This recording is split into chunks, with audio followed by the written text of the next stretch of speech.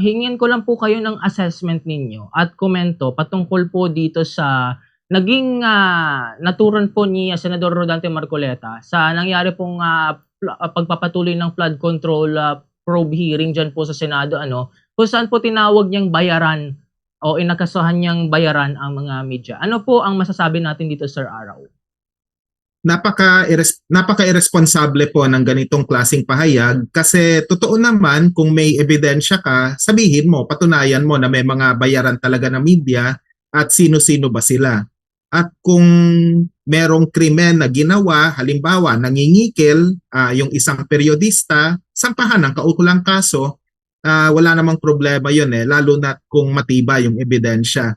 Pero ang ginawa niya kasi, batay sa kanyang pahayag, karamihan daw ng nasa media ay bayaran. Totoo naman, di niya nilahat. Pero pag sinabi mong karamihan, mayorya yan, mahigit 50% ng media raw bayaran, malaking akusasyon ito. Kaya dapat patunayan niya. Ngayon, to be fair, doon sa kanyang press conference, yung silang dalawa ni Alan Peter Cayetano, sabi niya, I did not mean it sa wikang Ingles at ibig sabihin nito, hindi naman daw niya talaga intensyon na sabihin yon. Kasi nga, nung tinanong siya kung nasaan yung ebidensya, wala siyang maipakita. Pero itong ganitong klaseng apology, hindi ito sapat. Kasi wala pa ring assurance na hindi na siya titigil sa ganitong klaseng mga pahayag. Batay sa naging pagdinig doon sa flood control scandal na pinangunahan ng mga resource person, yung 18 sundalo na namigay ng maleta, maraming butas doon sa kanilang mga testimonya kung pag-uusapan natin yung detalye. Pero kung magpo-focus lang tayo sandali sa media, hindi mo masisisi yung mga periodista kung may critical na lente sa kanilang pagtatasa, sa kanilang pag-evaluate sa anumang sinasabi ni Marcoleta o kung sino man yung mga binovolunteer niya na mga saksi sa mga seryosong akusasyon. Sir, siguro regardless kung binawi or hindi ni Senador Marcoleta ito pong kanyang nasabi about our media, ano kayang ano nito, sir, especially na sabi natin karamihan na baka nadama yung, kumbaga media na ino-operate ng, hindi naman natin inaano yung religion niya, sir, pero ino-operate po ng kanyang, religion. Yes. Hindi na po natin babanggitin kung alin. Sa tingin niyo, sir, at risk din na madamay po ito dahil na sinabi niya, karamihan sa kanila bayaran? Yeah, magandang tanong yan. Damay-damay na lahat, pati na yung broadcast network ng kanyang relihiyon. Yun yung problema sa mga sinasabi niya. Damay-damay na lahat. Maganda yung naging inisyatiba ng ilang mga media group na mabilis na naglabas ng mga pahayag kasi kailangan talagang i-call out yung ganitong klaseng irresponsibilidad ni Marcoleta. At dapat talagang siguraduhin na hindi na ito mauulit pang muli. Ulitin natin yung sinabi niyang I did not mean it at yung kanyang non-apology na ginawa, hindi sapat yung mga ganong aksyon. Ang inaasahan natin kay Marcoleta umayos-ayos siya. At siguraduhin na talagang hindi na ito mauulit pang muli. Kung di niya talaga mapigilan yung sarili niya dahil yun yung nature niya talaga sa usapin ng pagbibigay ng mga pahayag, hindi siya nararapat na tawaging honorable and in the process, mas mainam, magbitiw na lang siya bilang senador kasi nakakahiya yung ginagawa niya. Sir, pero siguro balik tayo dito sa media. Ito po media, sabihin natin kahit na nakasurvive na to ng ilang diktatura, ng ilang rehimen, ng ilang pagdi-discredit, hindi pa rin po maiwasan panibagong challenges yung nararanasan. Sa sitwasyon po natin ngayon and yung na nag-ooperate po ang Philippine media, sir, paano po nito maapektuhan yung integrity considering na isa na namang panibagong pag-atake itong nagmula-mula po mismo sa isa sa pinakamataas na opisyal dito sa ating bansa? Siyempre, ma-embolden yung grupo na sinusuportahan ni Marcoleta So kung ginagawa yan ng isang senador, parang marching order din yan sa iba pang mga hyper-partisan vloggers and content creator na mag-double down sa pag-atake sa media. Don't get me wrong, wala namang problema sa constructive criticism sa media. Ginagawa ko yan madalas lalo na kung may pagkukulang sa reportage. Talagang ginagawang case study yan sa mga kurso sa periodismo at pati na rin sa komunikasyon. Pero kung lahatan ang sinasabi mo at walang batayang datos, ibang usapin na yan. Kasi parang mas dinidiscredit mo yung media to the point na parang ang sinasabi mo, wag na tayong maniwala sa media, maniwala na lang tayo sa mga hyper-partisan na mga vlogger at saka content creator.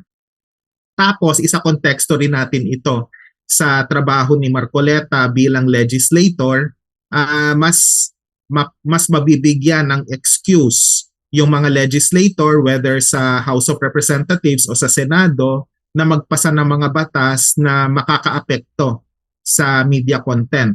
Yung anti-fake news bill halimbawa na talagang may malaking implikasyon sa kalayaan sa pamamahayag ay talagang mas isusulong yan.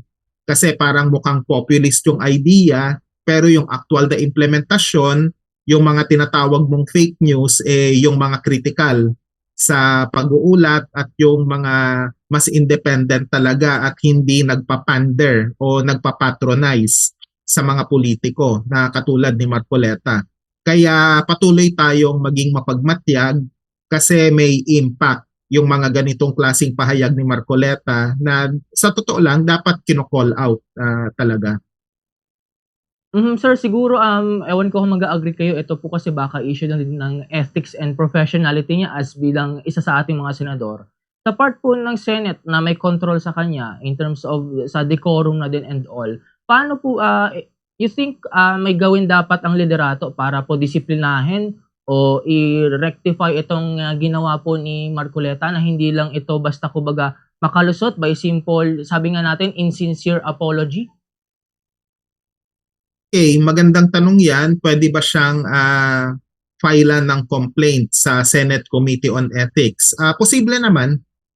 Just for the record at saka para may proper disclosure tayo sa iyong programa, nag-file na kami ng ethics complaint noon kay Marcoleta pero may kinalaman pa ito sa kanyang statement of contributions and expenditures noong kampanya bilang convener ng Kontradaya. Pero yung sa usapin ng pinaka-recent na nangyari, pwede naman. Kasi sa aking pagkakaalam, wala naman sa rules na isang complaint lang per senator at any given time yung ipa-file. Kung talagang mahaba ang kasalanan ni Marcoleta at iba't ibang issue ang kinakaharap niya sa usapin ng etika, talagang dapat na gawin ito. Kaya dun sa mga kaibigan natin sa media, lalo na yung mga nasa Senate beat, baka pwedeng kunin ang pagkakataon para mag-file ng ethics complaint. Magandang ideya yung pinofloat mo sa kasalukuyan. Meaning to say, sir, dito, we are willing, sir, as yun nga, alam naman natin na gagawin naman natin to, na possible, mataas yung possibility na maghain tayo ng additional complaint kontra kay Marcoleta considering na nangyari nga po itong panibagong ethics concern po sa kanya, na tayo po mismo ang mangunguna sa ating mga kapatid na media. Okay. Ako mismo yung tinatanong mo. Hindi pa pumapasok sa isip ko, pero pwede namang pag-isipan yan. Siguro pagkatapos ng programang ito, kakilala ko naman yung ilang mga nasa Senate media, sasabihin ko na suggestion ng Bombo Radio Naga, damay-damay pa, no? na mag-file. Biro lang yung unang punto. Pero in all seriousness, magandang ideya ito kasi gaya ng nabanggit ko, hindi ito dapat palampasin. At dapat talaga i-call out continuously si Marcoleta. At kung kinakailangang mag-file ng ethics complaint, it's a good idea na maganda yung mga ganong klaseng suggestion. At dapat seryosohin talaga. Ayun, sir, siguro nakarating na din po tayo sa punto na yan. Aside po dito sa na dapat siya magkarating sa Ethics Committee, this state itself, sir, yung estado na pumoprotekta sa freedom of speech and expression, kasali na nga po yung sa press freedom, paano po dapat ito kumilos para po ma-ensure na hindi na magkakaroon o mababawasan na ganito yung pagkakataon na yung mismo pong mga public official ang humahamak sa 4th Estate? Okay, magandang tanong 'yan. Siyempre dapat magkaisa tayong lahat na siguraduhin natin na hindi na ito mauulit pang muli.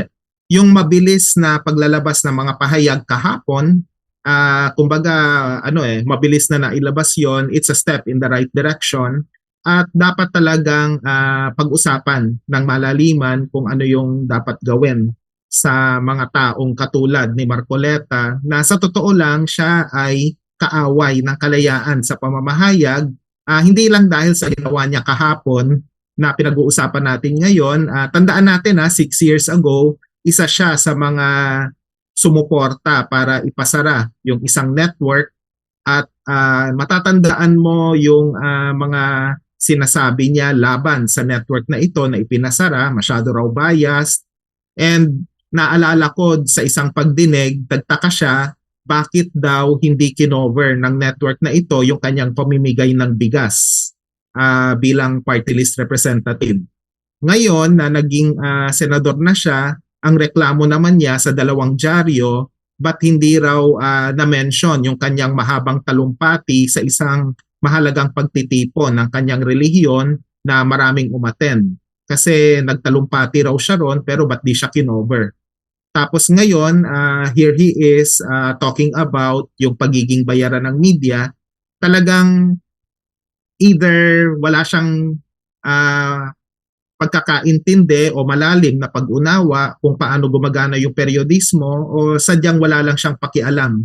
At ang hinahabol lang niya magkaroon ng positibong media coverage. Pag maganda yung coverage sa kanya, tingin niya makatotohanan yung media.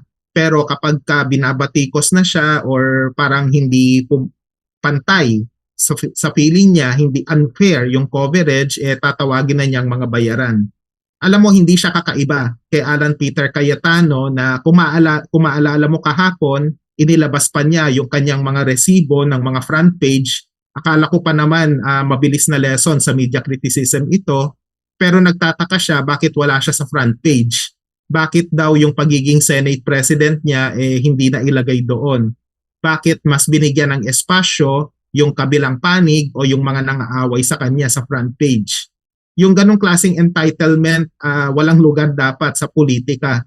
Alam mo, for the first time in recent years, ngayon lang ako nakakita ng dalawang politiko, sina Marcoleta at si Cayetano, na talagang feeling nila dapat puro positibo lang yung kanilang coverage. Masyadong entitled itong dalawang ito, I'm sorry to say. Pwede natin gamitin yung salitang arrogante para i-describe yung dalawang karakter na ito. Well, parang yung sa sinasabi natin sir, baka parang gusto nila gawing PR itong media para po sa kanilang kagustuhan. Well, anyway sir, siguro po dito sa puntong ito, dakuan natin itong yaman din lang sir na nabanggit natin. Baka sir, meron po kayong komento sir regarding dito sa nangyayaring I guess ika-4 na linggo na po ito ng tawagin na naman nating Senate drama. Kung saan po 2 araw hindi umattend ng session ang mayorya, nakulong si Senador Jinggoy Estrada, tapos nagbago po ng liderato. And i-add na po natin sir, itong siguro sinasabi na meron daw de facto and de jure Senate. Kung saan yung isa nga nagpatuloy po sa hearing ng flood control. Sa lahat po na ito sir, baka po may masasabi kayo. Okay, syempre yung masasabi lang natin talaga, ang ginagamit na termino ngayon ay Senate Flix na parang pinopromote natin unwittingly yung isang streaming service. Kasi nga May 11, di ba? Tandaan natin yung kaguluhan nagsimula. Anong araw na ngayon? June 5 na. Mag-iisang buwan na itong teleserye na ito na may action, may comedy, may iyakan, may nadapa na isang tao.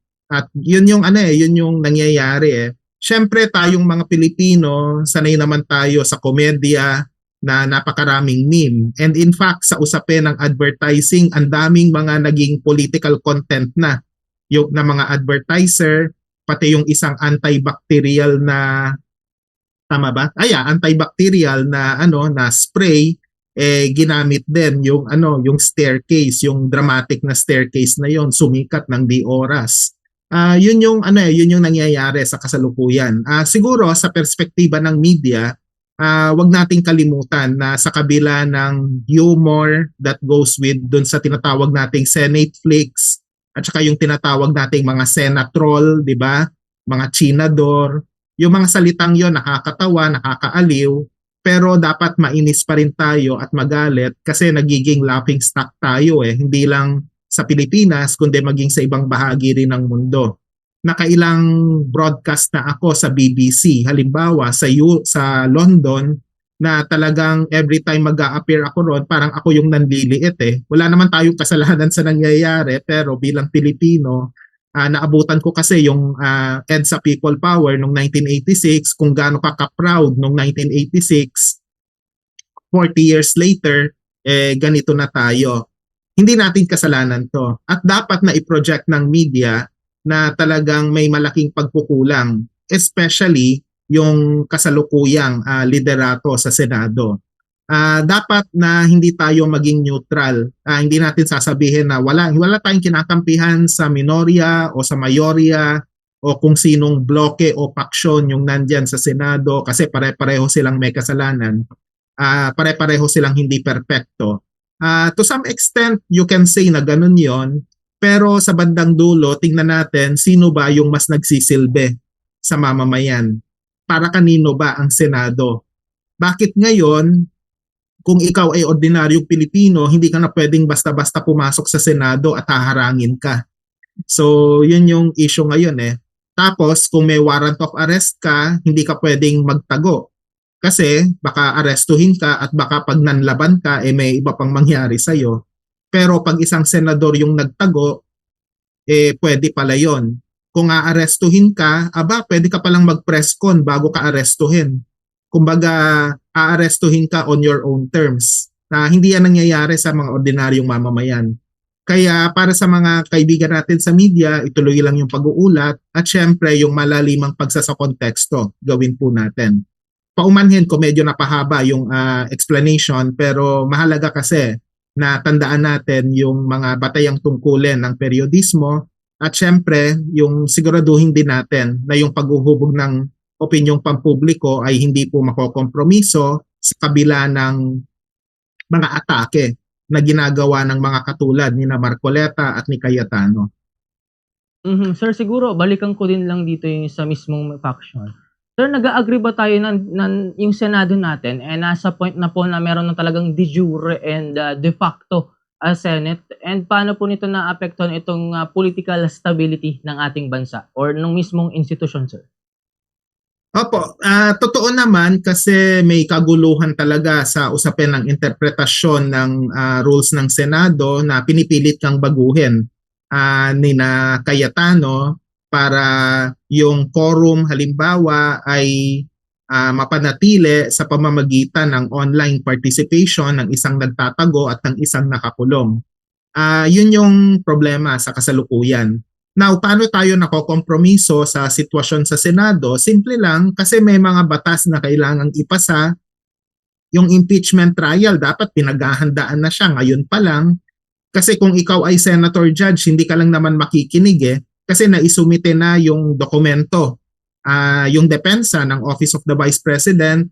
Tapos dapat patuloy yung pagkakalendaryo ng mga dapat na inaasahan nating mangyari sa pagsisimula ng impeachment sa susunod na buwan.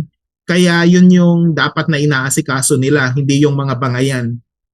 Pero yung bangayan ngayon, isipin mong mabuti. Dati yung bangayan, mas objective pa yung mga debate, mas usapin pa ng datos. Pero ngayon, may name calling na, may gutter language pa, nagsisigawan pa, nagmumurahan pa. Yun yung mahirap na nangyayari ngayon. Kaya nga tuwing nanonood kami, lalo na yung anak ko, sinasabi ko talaga na ito yung mga bagay na hindi mo dapat gayahin. At yung diskurso, yung pakikipagdebate, hindi ganyan ka magdebate dapat para at least gabayan yung kabataan. Ay sir, siguro isingin ko na lang po itong isang question, sir. Hingin ko na rin sir yung assessment ninyo dito po sa nangyaring hearing mismo. Involve itong 18 dating marinero and pati na po yung mga dinawit nila ng mga dati at presente sir na mga public servant? Okay, may mga problema sa kanilang mga testimonya kasi halimbawa may binanggit, if I'm not mistaken, si De Lima. Pero as it turns out, mali raw yun. Inamin under oath ng isa sa mga witness o resource person na mali yun. Tapos maraming inconsistency rin. Pwede ka bang magpapalit ng dolyar na nagkakahalaga ng around $1 million nang hindi tatanungin ng money changer? At saka mali pala yung linawin natin kasi may limitadong karanasan naman ako sa pagpapalit ng pera sa bangko at saka sa money changer. Tinetrace din po at hinahanapan ka rin ng kaukulang identification mo kung sa money changer ka po magpapapalit. Yun, iwag nating isipin na porke money changer, black market na po yun. Hindi po ganon yung kalakaran. Kaya kung ikaw kahit na limitado yung kaalaman mo sa mga ganong transaksyon, magtataka ka rin kung bakit may mga ganong pahayag na tila malayo sa realidad dun sa aktual na kalakaran. So yun yung mga bagay na dapat nating kino-consider, and commendable yung ginagawa ng ilang mga social media account user, lalo na halimbawa yung mga nasa industriya ng banking and finance, yung mabilis silang nagka-clarify, ay teka lang po ganito po kasi yung ginagawa talaga sa bangko, na sa totoo lang ay mahalaga sa paghuhubog sa opinyong pampubliko. Kaya para sa media, mas lalo tayong dapat maging mapanuri sa mga sinasabi sa mga ganitong klaseng pagkakataon.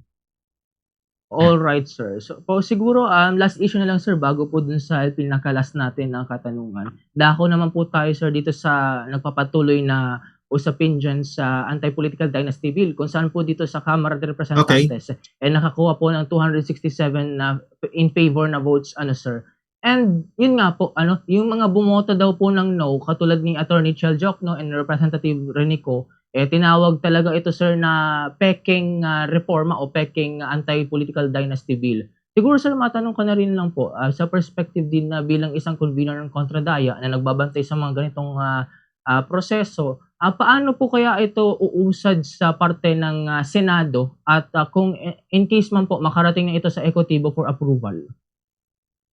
Siyempre kailangang bantayan po natin yung bicameral committee na na ire-reconcile yung version na sa Senado at saka sa House of Representatives.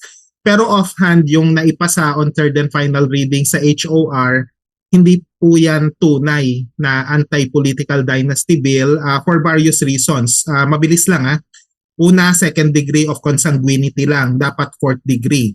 Susunod, inaalaw pa rin yung dynasty succession. So matapos yung termino ng isa, pwedeng yung kamag-anak niya, yung papalit sa kanya. Ikatlo, yung usapin ng party list, dapat i-incorporate na ipagbawal yung political dynasty sa mga party list group. Tapos ikaapat, ito yung mahalaga, yung elective positions, dapat may pagsasaalang-alang din tayo sa dinastiyang nakekreate sa lalo na sa presidential appointment, secretary, undersecretary, assistant secretary, and other positions na influential sa government. So yung mga yon problematic po talaga kasi problematic itong bill na to kasi hindi naka-incorporate yung mga ganong klaseng component ng anti-political dynasty bill. Kaya ayun, mabilis lang, dapat na i-consider ito ng Senado at dapat na makorek yung infirmities nito. Kasi mas mapapalala pa at matotolerate yung kasalukuyang sitwasyon ng dynasty control kapag yung bill na to ang ipapatupad natin kasi manonormalize niya yung dynasty. Ayun, siguro sir, since limitado lang po pala itong ating oras, marami pa po sana akong gustong itanong. Kasi naging productive itong ating usapan sir. Siguro sir, hingan ko na lang po kayo ng mensahe, panawagan o paalala sa ating mga tagapakinig o kung sino man po na concerned na sektor o grupo patungkol po sa tatlo po o lahat po na ating napag-usapan ng mga paksain sir. Siyempre patuloy po tayong maghanda, magbantay at kumilos. Totoo naman pumoporma na yung mga politiko natin para sa 2028 national and local elections. Pero siyempre 2 taon pa naman yon na mangyayari at ngayon mas tutukan natin yung binabanggit natin na Senate Flicks. Hindi po ito entertainment, ito po ay tunay na buhay, hindi po ito simpleng reality show lamang bagamat mga feeling main character at feeling entitled yung ilang mga politiko po natin. Tungkulin po natin bilang mamamayan to hold them to account at siguraduhin po natin na patuloy tayo magiging mapagbantay. So yun lang po. Maraming salamat. Mabuhay.